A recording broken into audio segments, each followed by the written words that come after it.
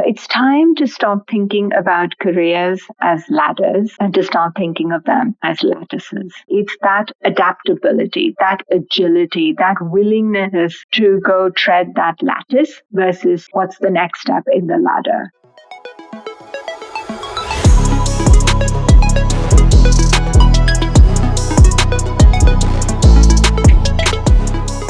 Hello and welcome to yet another edition of the Accolite Podcast, where we feature industry leaders who share the unique experiences that shape their careers, the lessons they learned along the way, and their perspectives on the latest technology trends, leadership, and strategy.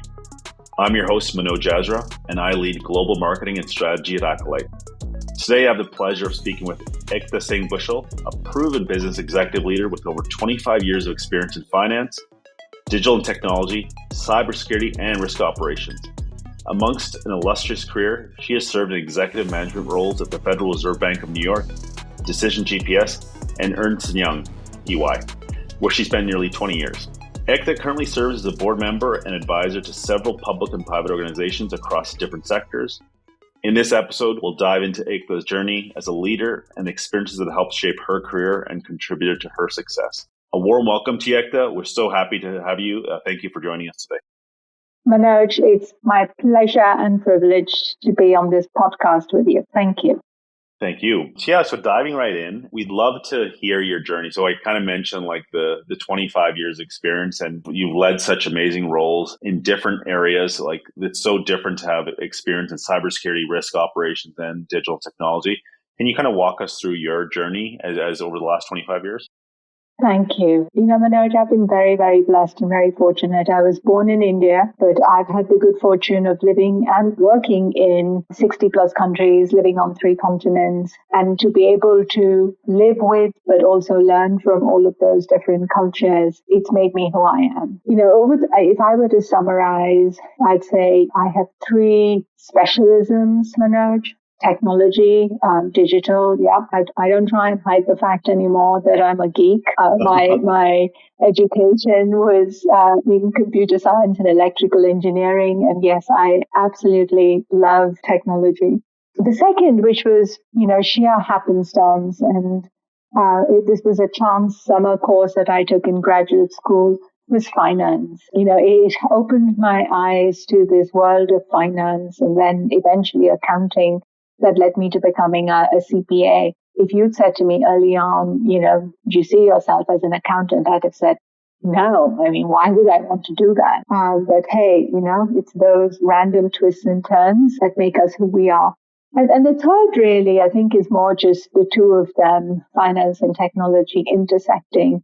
And that's operations. I'm an operator at heart. I love to understand how things work and then figuring out how we can optimize operations.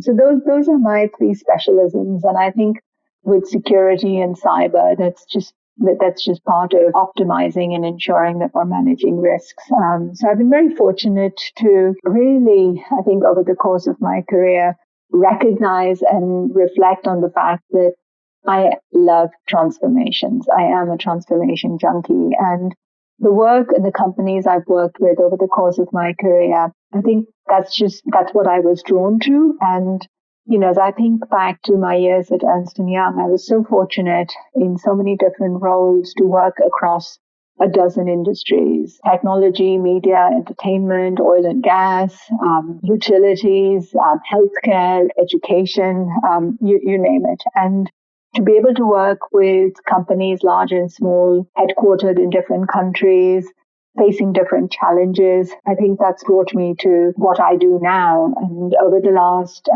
8 some years now, I've been in what's referred to as a portfolio career. I get to play a variety of different roles, primarily as a trusted advisor to companies, whether it's serving in their boardrooms, whether it's working with their CEOs, whether it's advising them on their transformation challenges and helping them become, stronger and scale. And so that's a little bit about myself. My husband and I live in the US. We love to travel, and my journey, if you were to try and chart it, would not be a straight line. In fact, it's completely nonlinear. And I guess whilst I started out writing code, and have an unfinished PhD that I still need to go take care of, I really love and appreciate the fact that I get to work with people who are smarter than me in companies, across industries, doing different things every day.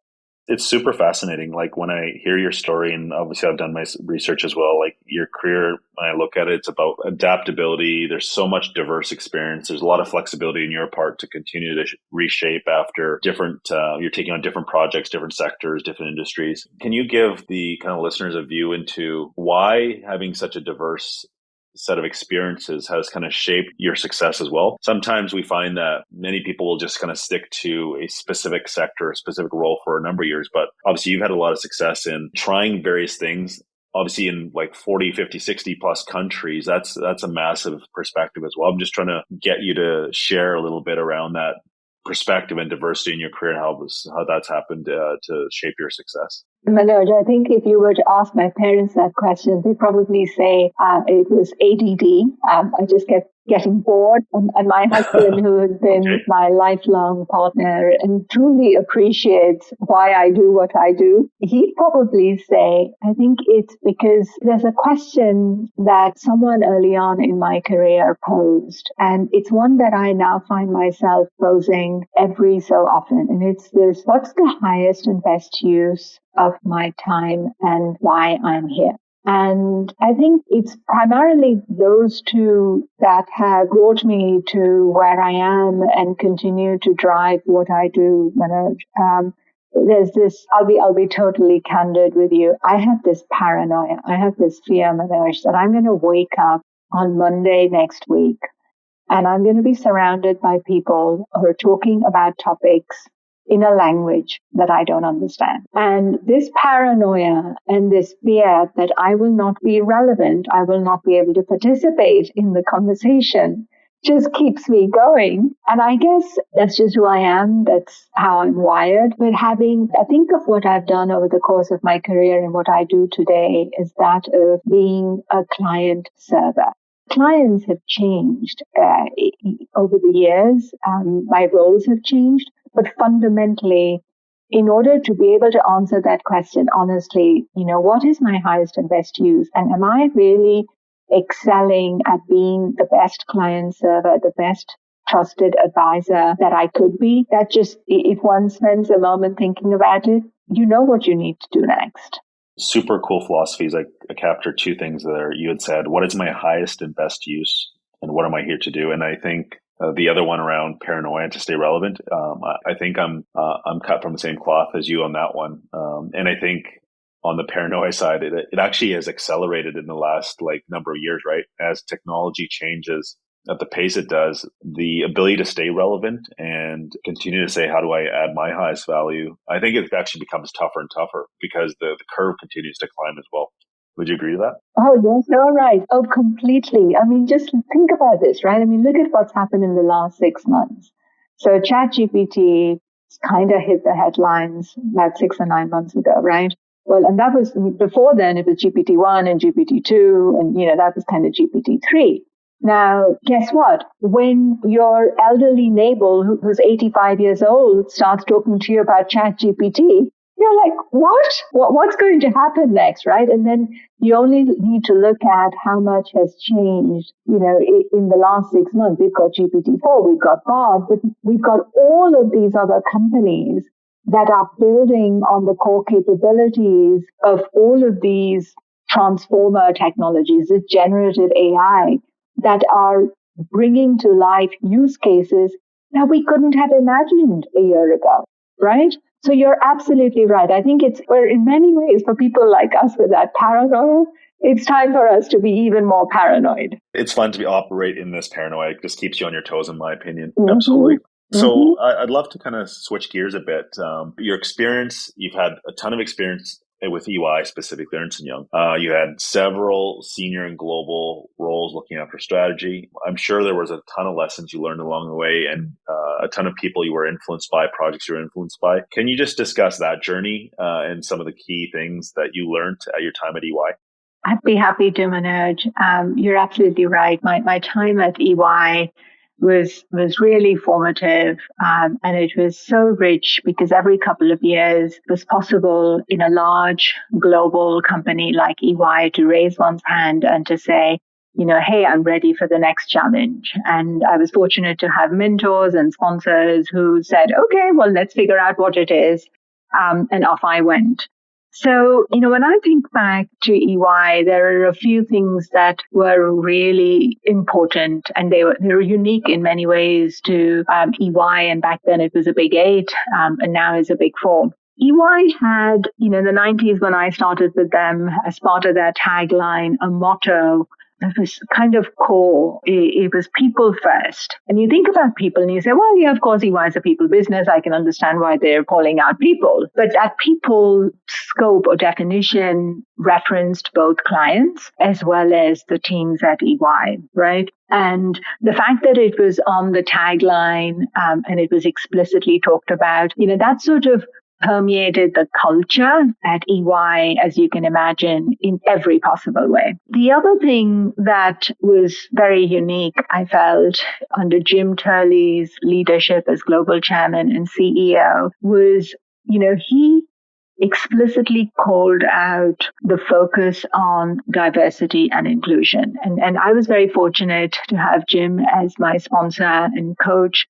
And Jim really believed that the only way to put people first, clients and our teams, was to be out in the field. And I got to see and learn that firsthand. And you think about how critical that is, right? I mean, as in one's role as a trusted business advisor, you needed to understand what success was and how you, whether you were a client or a team member, defined success. And the success was very much in the eyes of the beholder, but it was this constant walking in the shoes of clients and our teams around the world. And I got to live that and learn from it. But more importantly, I think that continues to influence who I am today, because once you appreciate and understand how the people you're serving, whether they're your clients or your teams, define success, and you've walked in their shoes, it's actually pretty straightforward to then figure out how you're going to advise or assist or help solve their transformation challenges, right? And so, as I think back to the different roles I had, whether it was a global coordinating partner for some very large clients that were going through massive transformations, whether it was, leading and actually helping to launch EY's digital and innovation practice, and various other roles, right? I mean, including serving on the EY board, it was sort of absolutely a non-negotiable to focus on, well, how do you define success? But at the same time, keep in mind that culturally, it was the people first that was going to help solve it the right way.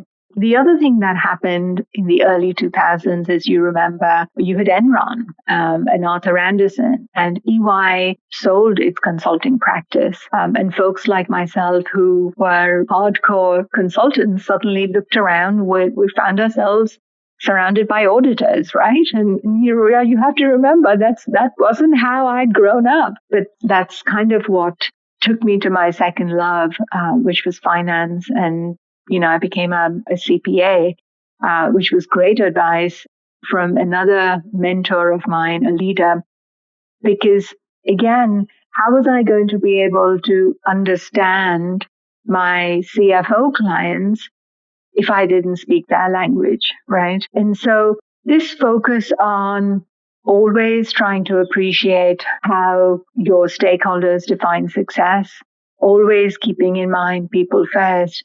But then EY actually changed its motto to quality in everything we do, right? And for me, the way that's influenced my leadership style is that question that you and I touched on earlier. What's the highest and best use? What is it that we can do as a team to constantly reach for amazing, to serve our clients, and to do it in a way that truly brings together the diversity of skills and capabilities that we have. And so, I think, if I were to put a final point on your question, I would say the most important lesson, in addition to the ones I've touched on that are core, was always focus on building that trusted relationship, because that's the only thing that's going to count at the end of the day.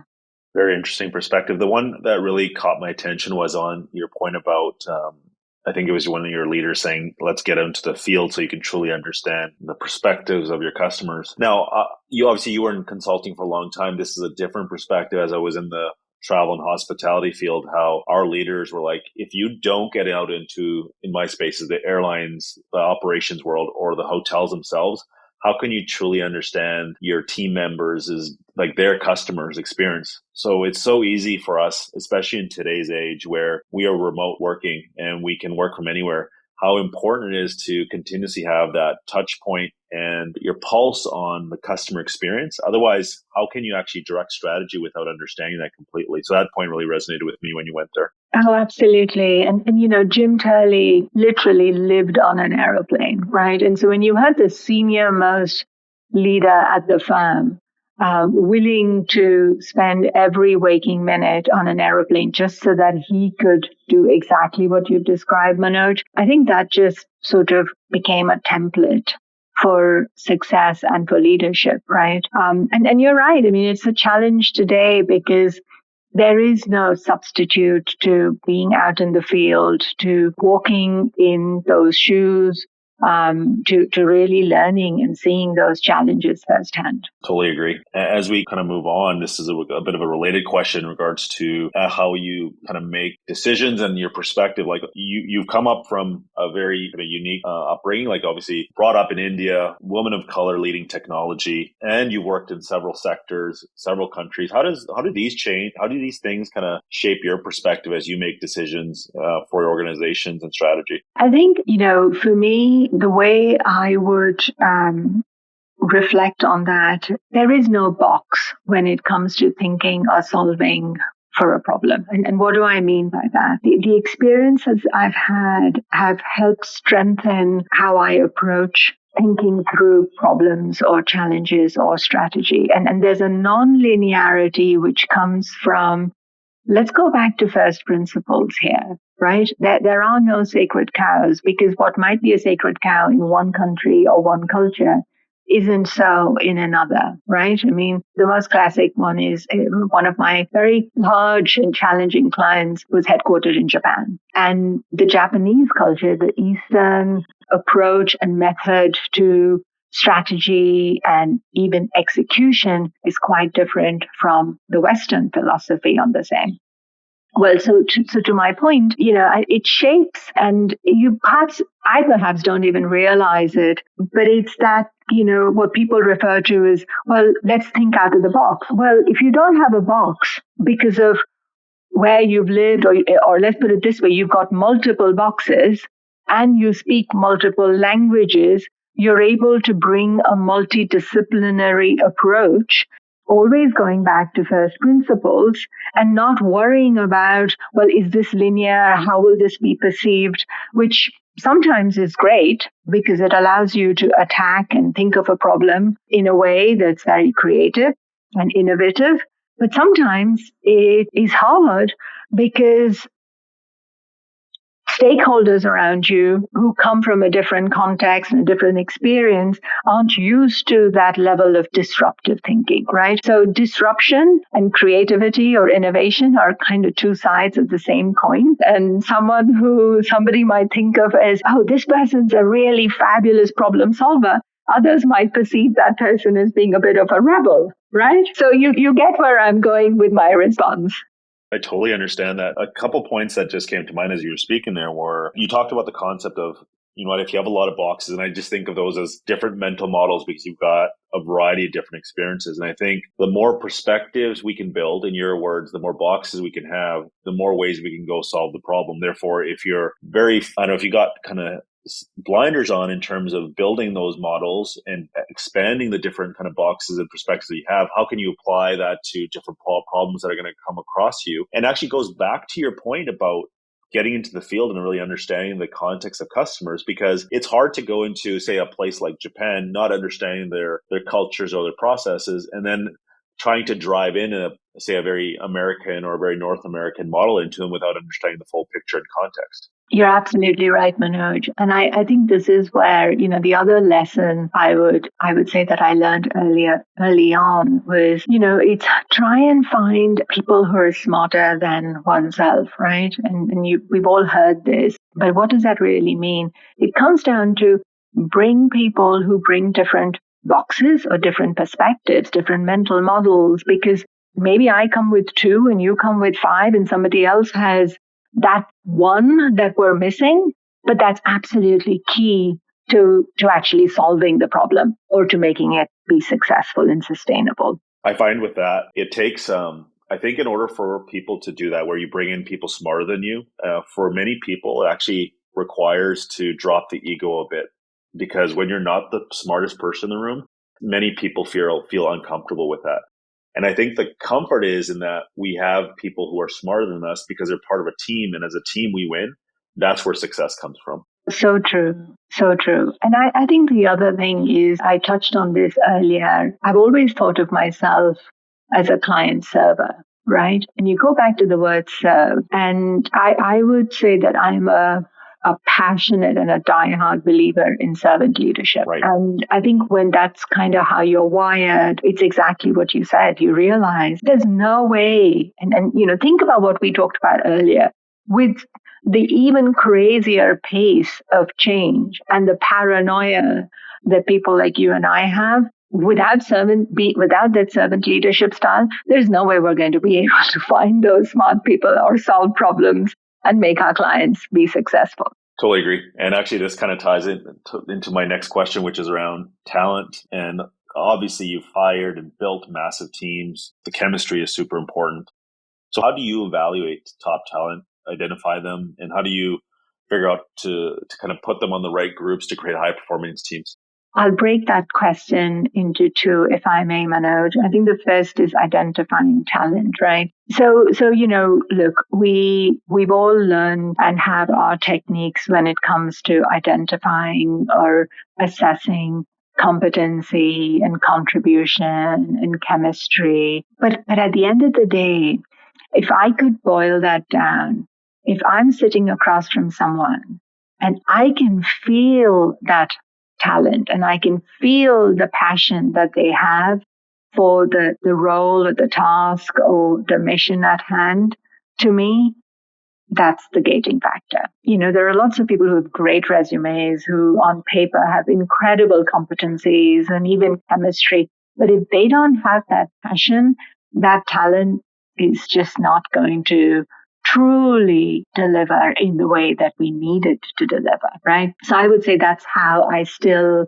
for me, passion and talent both have to be there in spades for me to say, check the box on talent identification. When it comes to building a high-performing team, I think that's a much harder, perhaps deeper question. And it's a great question because I go back to, in my world, the thing that made or broke success was relationship building, and specifically trusted relationship building, right? And you think about what it means to have trust. Well, trust for you might be that if you send me an email or a text or a WhatsApp, that I need to get back to you in a certain period of time, that I'm going to be responsive. Trust for me might be something quite different. It might be when things go bad and things go wrong, how do we respond? And how do you respond, right? That's kind of, so when I talk about trusted relationship building, for me, building a high performance team was really about focusing, how do we build those relationships with each other, but also with clients? And there are moments where that trust gets built or broken every step of the way, every single day, every single interaction, whether you're sitting in the conference room at a client or you're working remotely, right? The other aspect of building a high-performing team, and we've talked about this, for me, this is an absolute non-negotiable, is the diversity. It's how different we are, how different we look, how differently we think, but also embracing that diversity. And this is an interesting one, Manoj, because many times I get asked this question, well, if I bring in somebody who hasn't done exactly what we need them to have done, let's take a very specialist example, right?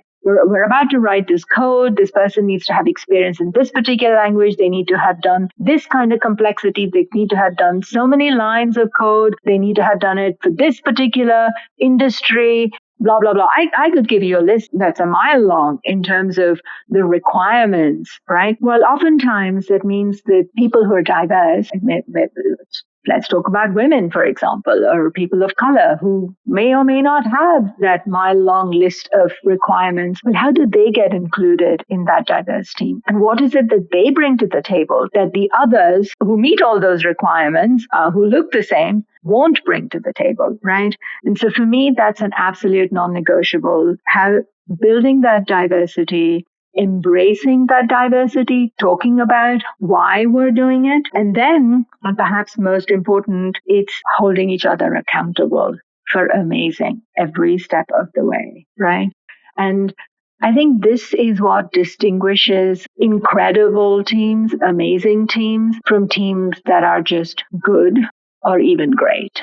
I think when teams talk about the values and why they're doing what they're doing, they collectively understand what client success means. And then they have the humility to know that, we're all going to make mistakes. But if we don't focus on those trusted relationships, we're not going to get there. So I hope I've answered your question. Building a high-performing team is a journey. It's also having the honesty, Manoj, to be self-aware and to assess when it's time to change the team or when it's time to have that tough conversation, when you're holding everyone and each other accountable to say, look, I'm sorry, this team now requires a different skill set. I need to move on and we need to go find somebody else. So yeah, it's an ongoing process. I think it's talking about all of these things. And then really each and every member of the team trying to remember that we're all there to serve each other and our clients. Amazing. So many different ideas and thoughts popped up as you were speaking. And the ones that I hung on to when you talked about trust. And I think I often say this to my team. I think trust, I believe, is like a bank account. You have to make kind of withdrawals and deposits at times. And if you make too many withdrawals, you actually end up in the negative, right? And therefore trust along your concept of the journey, it kind of has to be earned. And that's where chemistry is formed because you've built a set of relationships over the wars that you fought together, the time together, obviously the discussions together. And that's what really builds the high performing teams as you talked about. Manoj, you and I must have had the same coach or read the same book because I often share that analogy and it's a great analogy. You want to build your savings account before you need to draw on it, right? It's the 7 habits of Stephen Covey's 7 habits. That's what I read. Yeah. And I think you mentioned the thought of opportunity and how do we give it to a more diverse set of people. And I think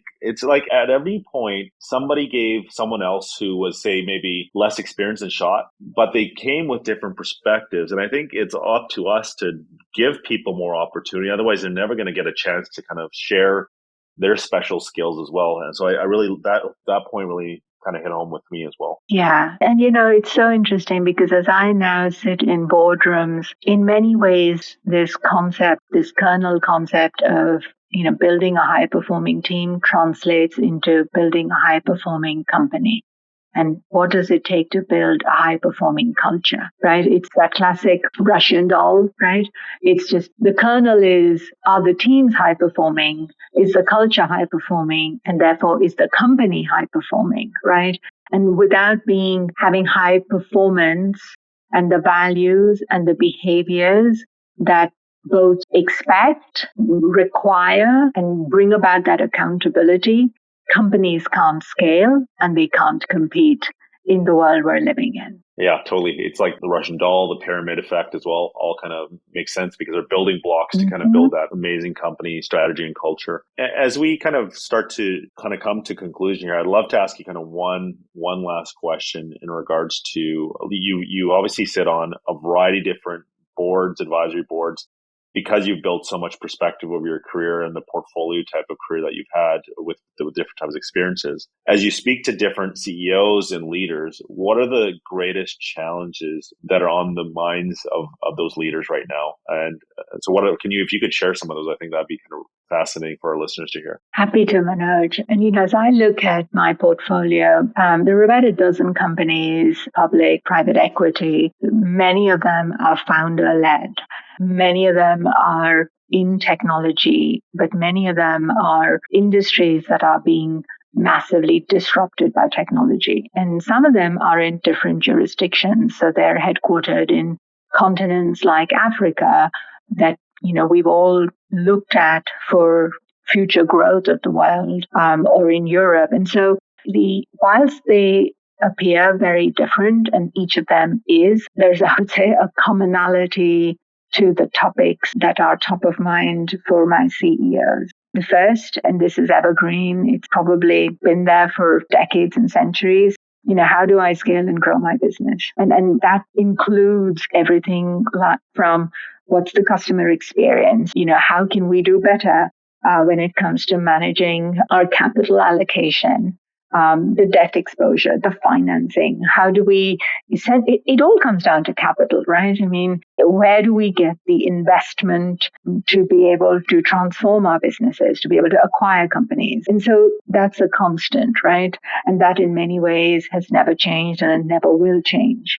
What is new, and we touched on this earlier, the pace, the velocity, the craze of generative AI it's this unending deluge that fills mailboxes daily, right? And so my CEOs, there's an expectation that they're going to talk about what it means for the company's strategy, what it means for the talent strategy, what are the choices we're going to make, what challenges do we face, whether it's from a cyber perspective, from a privacy perspective, from a confidentiality perspective. And, as a board members, this topic of generative AI, but in many ways, let's just put it in the bucket of technology becoming even more dynamic, even more critical, even more enabling to business, this is going to become a huge topic for boards. And it's a formidable force, these vectors, and to be able to assess what needs to be done, how, why, when should we embrace the potential to transform and revolutionize the products, the services that these companies provide. But then you keep in mind, and this is an interesting one, ESG. The topic of ESG sort of was at a crescendo in the last, I would say, 2 to 3 years. And now CEOs perhaps talking less explicitly about ESG. But the relevance of ESG is true today. And so when you think of ESG, generative AI, what does it mean? We're in a different era today, Manoj, and I think it's going to be very interesting to see how things evolve in the next 12, 18, 36 months. The concept of, and obviously the topic of the day right now is generative AI for sure. I 100% agree. And I think what I see also happening, to kind of add to your thoughts, were obviously we've had these big moments, like we've had it in the internet itself. We've had it with mobile. We've had it with social. We've had it with cloud and gaming. Like there have been big moments, but the amount of change that's happening now and how much disruption there is on a day-to-day basis. And those times when we were talking about the internet, mobile, and social, they were happening in the course of months, weeks, and years. Mm-hmm. And this is happening in hours, days, right? It's crazy how we have to kind of navigate this world. I think this is where the stress on leaders really comes in, is how do you actually navigate in a world that's changing this fast-paced? Absolutely. It's a daily deluge, exactly like you said. Yeah, exactly. So if you could leave us with one maybe comment or set a paragraph or thought in regards to your very important woman leader in the technology sector. If you were to look at aspiring women who want to be leaders in technology or even the financial sector, what would you want to leave them with? I would say there are probably a few different pieces of learnings that I've had that I'd share. I think first and foremost, help one another. And this is advice for men and women, but for all the men out there that are listening to this podcast, help the women around you, help the women in your lives. And There's a very well-known saying, a special place in hell for women who don't help each other. But I would expand that to say there's a special place in hell for everyone, for those who don't help the women around them. And what do I mean by that?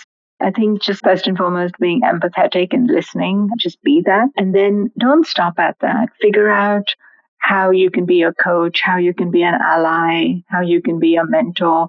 But figure out how you can be a sponsor, how you can use the political capital that you have to help that person, to help that special woman. I think the other thing I would touch on is, I know this isn't unique to women. Men struggle with work-life balance. And I think this new generation that's entering the workforce is talking about it even more than when we entered the workforce, Manoj. And I think what I would say is, it's time to stop thinking about careers as ladders and to start thinking of them as lattices. We've talked about how it's those unexpected twists and turns that make us who we are, that get us to becoming stronger, more diverse cognitively. And I think I would say it's that adaptability, that agility, that willingness to go tread that lattice versus saying, hey, what's the next step in the ladder? I think that's what's going to be absolutely critical to not just surviving, but thriving in this world that you and I just talked about, this daily deluge of dynamic change that'll allow each one of us to upskill and reskill and figure out what our highest and best use is today, because it's going to be different 3 days from today, right? And I think the last thing I would say is, at your core, the Japanese call it ikigai, right? Why do you exist? What's your purpose? Why do you wake up every day, right? And be resilient and true to your ikigai. Love it. They're awesome points there. I love I've never thought about the concept of career as a lattice versus a ladder. That's amazing because it is truly horizontal, not just vertical moves. Obviously, the different types of things that you have to add and shape your career with it. And I know that I don't want to end up in hell. So I don't want to go to that special place. So it's important for everyone to be cognizant of and respectful to make sure that we have a special place for everyone and on our teams as well. So that's a great way to leave the conversation. And that brings us to the end of this episode. Ekta, it was truly inspiring to hear your insights on leadership technology. I guarantee that our listeners have learned a lot from this conversation. And I personally want to thank you so much for sharing your story and your journey and all your specific leadership attributes with us today. Thank you, Manoj. Pleasure's all mine. Awesome. And to all of our listeners out there, thank you again for tuning in and joining with us. Stay tuned for another interesting conversation in our next episode. Until then, this is Manoj Jazzer for the Accolite Podcast, signing off.